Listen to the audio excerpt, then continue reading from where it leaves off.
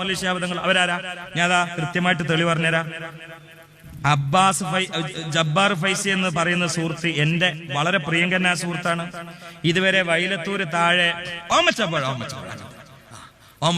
അവിടെ ഇതുവരെ മുദരിസായിരുന്നു. ഇപ്പൊ 1.5 മാസം മുമ്പ് അവിടുന്ന് പോയിട്ടുണ്ട്, പനിയായിട്ട്. ആളിപ്പോഴും ജീവിച്ചിരിക്കുന്ന ആളാണ്. ഇനി ഞാൻ പറഞ്ഞ ആളോട് ചോദിച്ചാൽ മതി. ആള് കളവാന്ന് പറഞ്ഞാൽ നാളെ എന്റെ പ്രസംഗം ഞാനാണ്. അത് റഹ്മാനെ പറഞ്ഞൊരു വിടലാന്ന് പറഞ്ഞാൽ നാളെ ഞാൻ പ്രസംഗിക്കൂല.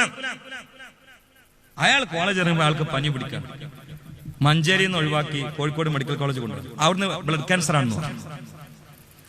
ബ്ലഡ് ക്യാൻസർ ആണെന്ന് പറഞ്ഞെന്ന് മാത്രമല്ല, ഇയാൾ അനങ്ങാതാണ് കിടക്കുക. നിപുണനായ ഡോക്ടർ വന്നിട്ട് പറഞ്ഞു, കബറ് വെച്ചേക്കാൻ വേണ്ടി പറഞ്ഞു. ഒരിക്കലും രോഗി രക്ഷപ്പെടില്ല. നാട്ടില് കബറ് വെച്ചു, കബറ് കുഴിച്ചു, താമസം വിന ഇയാള് മിണ്ടാതെ അനങ്ങാതാണ് കിടന്നപ്പോ പരിശോധിക്കുന്ന ഡോക്ടർ, വലിയ ഡോക്ടറെ വിളിച്ചു. അയാൾ വന്നിട്ട് പറഞ്ഞു, മരിച്ചിട്ട് മണിക്കൂറുകളായിക്കണം കൊണ്ടുപോകാൻ വേണ്ടി പറയുന്നു. ജബ്ബാർ ഫൈസിനെ ഒറ്റ ശൈലിയിൽ ഇങ്ങനെ പൊതിയാണ്. എന്നിട്ട് ആംബുലൻസ് എടുത്തേക്ക, എല്ലാരും കൂടി വരികയാണ്. പോണ വഴിയില് ഉമർലി ശിഹാബ് തങ്ങളെ വീട്ടിൽ കടക്കേണ്ട ഒരു ആവശ്യം ഉണ്ടായി. കടന്നു. ആംബുലൻസ് കണ്ടപ്പോ തങ്ങളിപ്പാപ്പ കൊലായ്മെന്ന് പറഞ്ഞു, ഇങ്ങോട്ട് ഇറക്കണ്ട, ഞാനാണ്ട് വരാറ്. ആ ജബ്ബാർ ഫൈസി ഇന്നും ജീവിച്ചിരിക്കുന്ന ആളാന്ന് ഞാൻ പറഞ്ഞു, ഞാനാണ്ട് വരാന്ന്.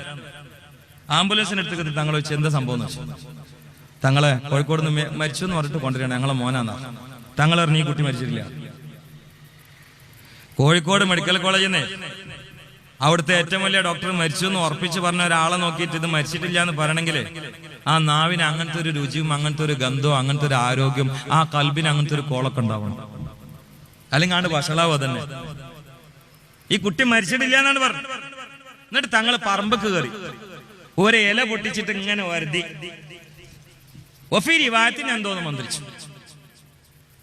എന്നിട്ട് പറഞ്ഞു, വായ എങ്ങനെ ഒന്ന് ഉയർത്തി പിടിക്കാൻ പറഞ്ഞു. മരിച്ചെടുക്കണെന്ന് പറഞ്ഞാണ് വായ ഉയർത്തി പിടിച്ചപ്പോ തങ്ങൾ ഈ ഇലന്റെ സത്ത് ജബ്ബാർ ഫൈസിന്റെ, അവരെ ഭാഷയിൽ മയ്യത്തായി കിടക്കുന്ന ജബ്ബാർ ഫൈസിന്റെ വായിലേക്ക് ഇട്ടിച്ചപ്പോ ജബ്ബാർ ഫൈസിന്റെ കാരാട്ടക്കാരൻ നിൽക്കുന്ന ഏറ്റവും ആ പടപ്പ് 6 കൊല്ലം പാണക്കാട് മുതിർച്ചായിരുന്നു.